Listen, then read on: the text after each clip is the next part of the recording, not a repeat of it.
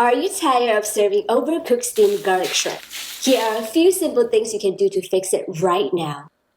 I took on the challenge of making the perfect steamed garlic shrimp in just 15 minutes. What will happen? Let's find out. Butterfly the shrimp from the backside without removing the shell.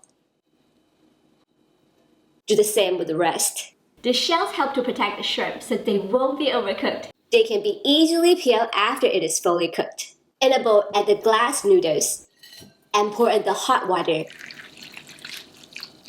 Soak for about 3 minutes until softened. Drain. In a bowl, mix together the garlic, finger hot pepper, soy sauce, and oyster sauce. Add the glass noodles on a plate. Arrange the shrimp over them and scoop the sauce over the shrimp.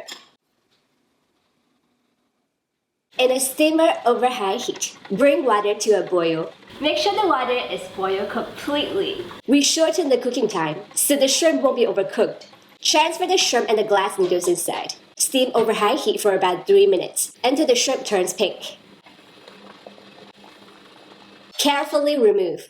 After the shrimp turns pink, it's safe to remove it. Did you know that the shrimp will continue to cook from the residual heat even after it's being removed from the steamer?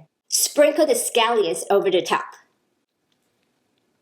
Many people find steamed shrimp to be bland. The hot oil that we're going to use will change everything. In a small pan over high heat, add the oil inside. Heat it up until smoking hot.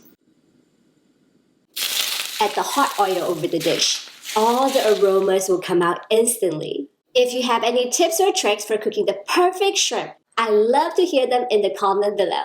If you'd like to make the most delicious shrimp lo mein, be sure to check out the video right here.